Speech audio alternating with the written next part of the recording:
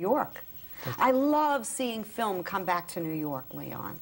I love when I pass a block and there's a crew there, you know. I love that feeling of knowing that New York is busy like that. I hope it stays busy. I really do, too. We're going to have a lot of people tell us about the economy. We do it every week. I know. We go through it day after day. It's very tough. But you know what, Leon? In spite of the economy, in spite of it being that way, you're going to do well because people need to relax and people want to hear it and they want to get into their souls and they have to, and it's a way, your type of music can put you into meditation because you go into another frame, it's another zone, and you're there. We heard you a couple of weeks ago in Florida. The place was overwhelmed by your singing. It was great. Thank you. They were wonderful, by the way. They were a great audience. They were a wonderful group, and but you made them feel. You can see it, and that's so key to a singer. It's also how you choose your material. I think that you need to choose material that's personal to you,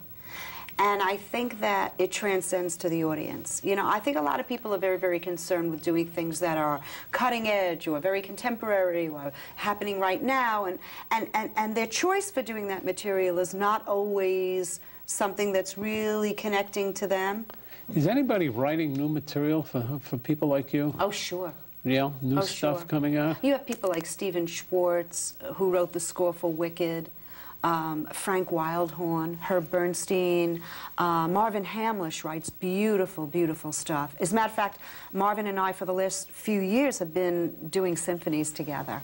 And I enjoy working with him a lot. He's writing new music? Oh, God, yeah. Yeah? Oh, yeah. Marvin is a great, great source. He really, really is. Have you had him on the show? I'm not sure.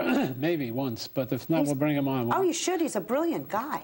Well, we got to get piano in here, probably. Yeah. A little buzz on it. Oh, he would love it. All right, we'll bring him on. He would love it. We'll bring him on. We'll have Hamlish, Dudu Fisher, Julie Budd, Avram Fried. Who else we got? We'll do a Kazatzka here. And maybe you'll do a little something. Once in a while I do it, but I keep them in tension, so they wait every week to see how much I'm going to do, so we don't want to give out too much. But what I think is important is that you're preserving something that's really part of the American culture.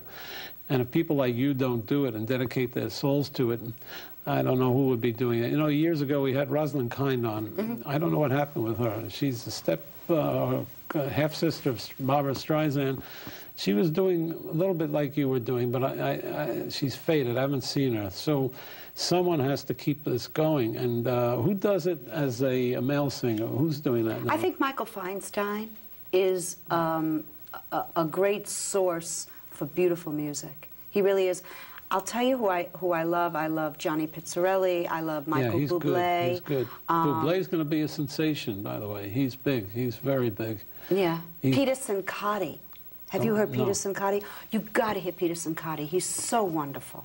He's so wonderful. Where's Anna, my assistant? Get me Peter Cincotti right away. Absolutely. Peter Cincotti, he's brilliant. He's terrific. Really? I got to hear him. I love There's a lot of great work out there. You know, you have to be interested in that genre, and you have to be interested in theater and jazz or the American Songbook. But you know what's really funny? When I work at the performing arts centers, sometimes they bring their kids. And the kids are like walking the theater like, oh, well, my parents bring me, you know. And then, you know, the curtain goes up and the overture plays and they're going, oh, you know, where's my Nintendo or whatever they play with today? I'm so, like, behind on that. And all of a sudden they get caught up in the experience of what it is to really be close and live and what a really grand performance is. And that there's a different proficiency to that art than there is to what they're used to seeing. Do you know what I'm saying? Sure. And after the show, these kids come up to me and they go, wow, I really, really like this, and I didn't think I was going to like it, and I didn't even want to come.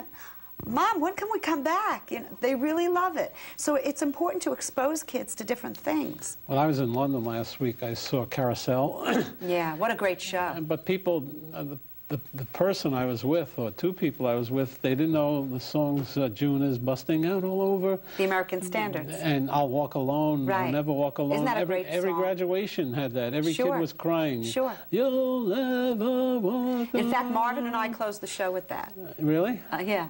So everybody's Yeah. crying, and June is busting out. It's a beautiful song. I'm sure. And the beginning, Billy Bigelow. What's that big song he sings? That's Oh, the main song. If I loved you time and again. Oh, God. Every time I hear that song, I get a chill. So I'll do it. Take the thermometer. We'll go. So you have a record album out that people can hear your voice? Yes, it's called The New Classics. It's called The New Classics, and you can get it in, there are no more record stores, isn't that a drag? But you can get it in Barnes & Noble or Amazon.com or Virgin, wherever they sell, you know, CDs. And I love it. It's called The New Classics because it really speaks to what you were just talking about. Are there any new writers that are writing really quality pieces? I have pieces on there from Elton John, Jobim. I like Jobim. He's, Someone to light up my life. Antonio Gilberto Jobim. It's Yeah. unbelievable. Unbelievable piece. And I have a piece from Marvin on there. I have a piece from Herb. I have a piece from Burt Bacharach.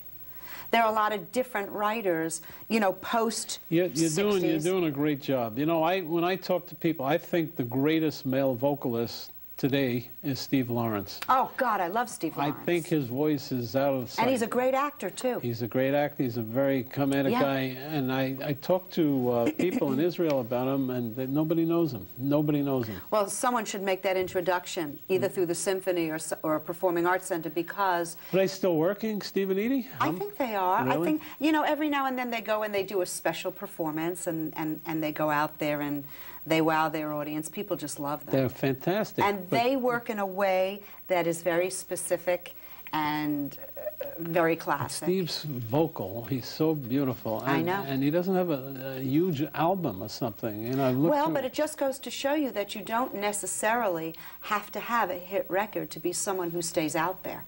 And, I mean, I'm an example of that. I mean, I don't have a hit record on the charts, but I have my audience in the performing arts centers. I have my audience in the symphonies. When I come here to New York, thank God, we do well. I go all over the world, and I have my audience. And it just goes to show you that, you know, if you find that niche, that thing that you do, and you find that audience, you know. Would you do Broadway? Oh, I would love to do a Broadway show. You know, I did Catskills on Broadway for a while. Did you know that? No, I didn't. But if you did, you